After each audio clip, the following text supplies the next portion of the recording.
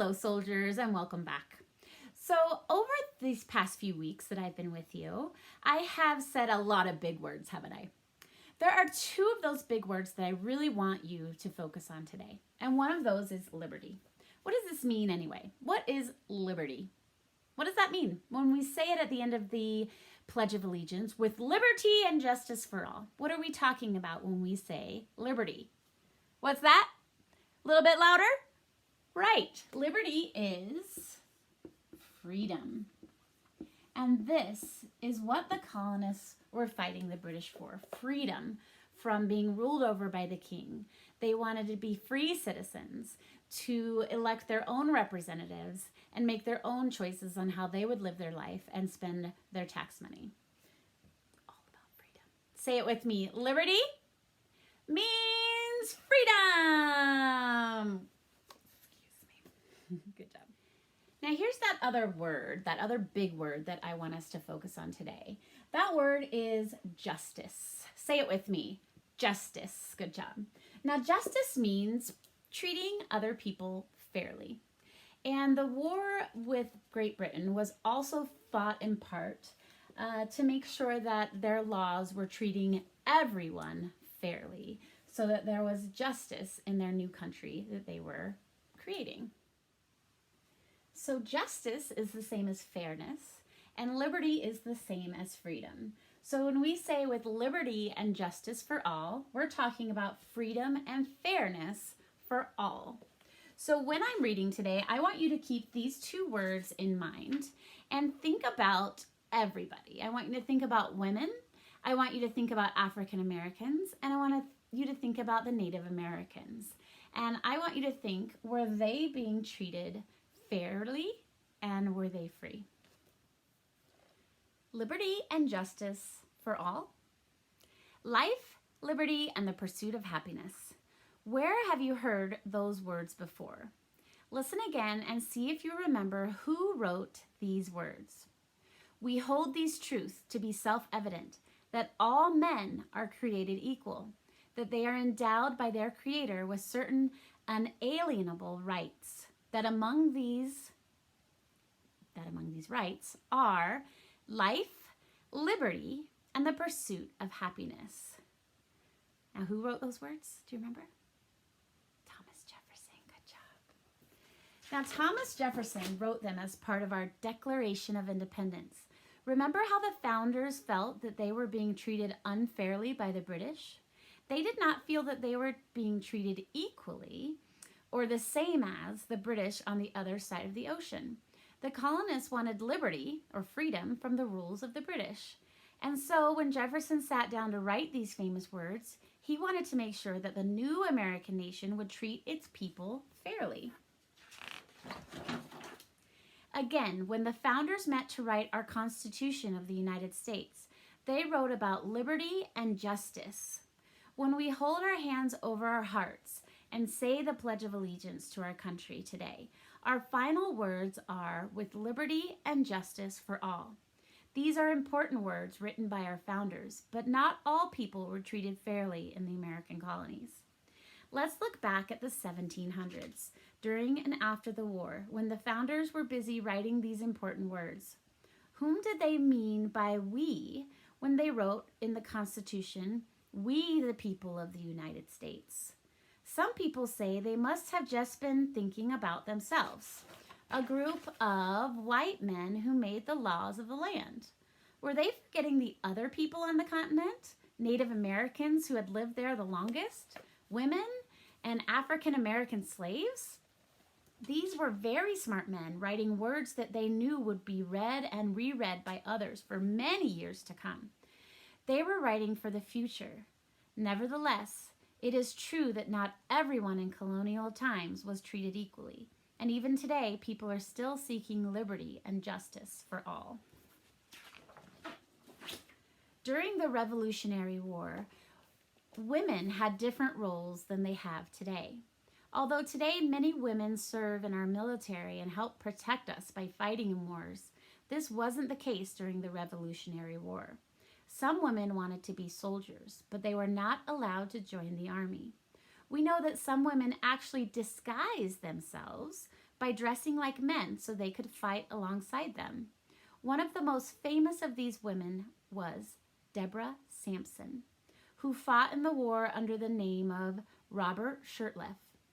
Women also were not allowed to vote, and in fact, all women did not receive the right to vote in America for nearly 150 years after the Constitution was written.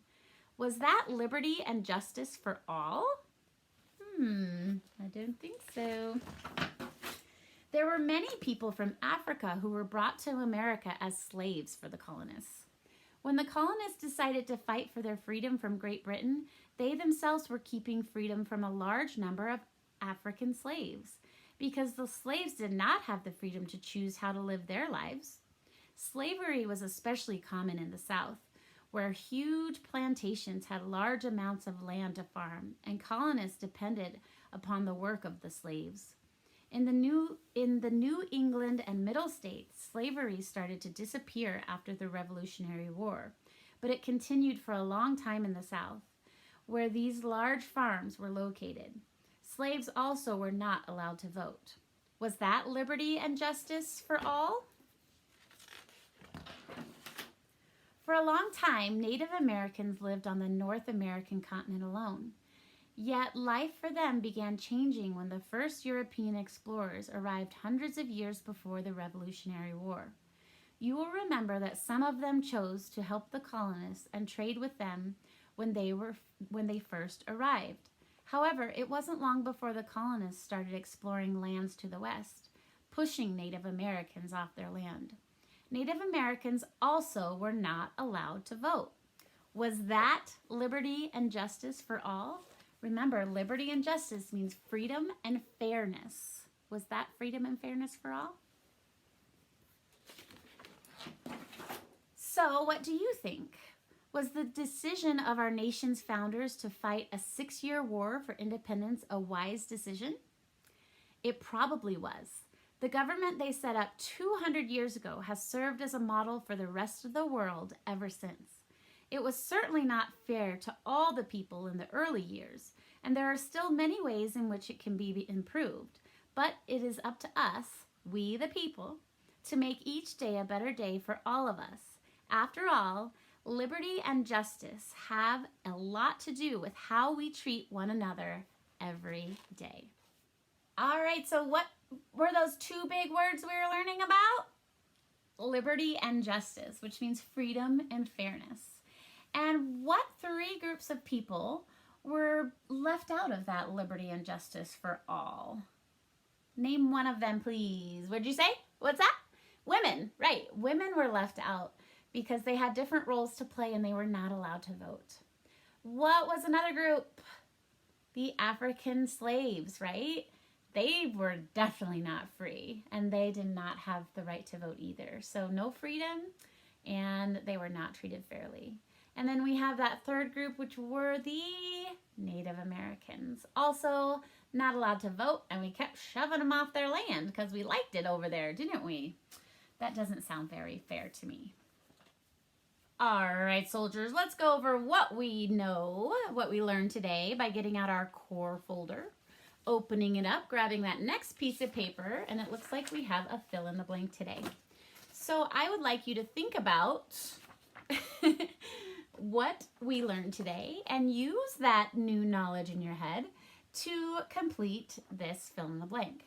Let's look at it together. It says, in the Declaration of Independence, blank. So notice that all of these words up in these boxes are the ones that you can fill in. So in the Declaration of Independence, blank wrote that America would have a blank and blank for all, or not have a, have blank and blank for all.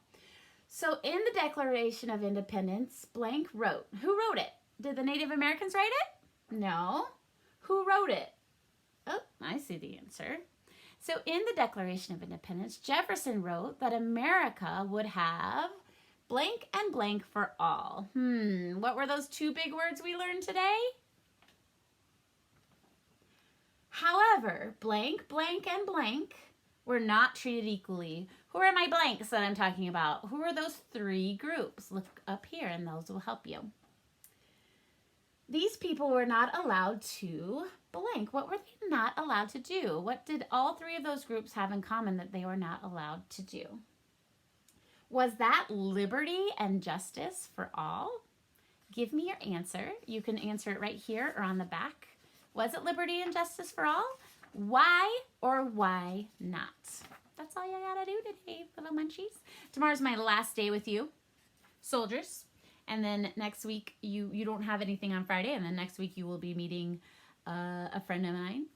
And his name is right now a secret. I will not tell you, but I'll tell you tomorrow, okay? So tune in, and I'll see you later, munchies. Goodbye.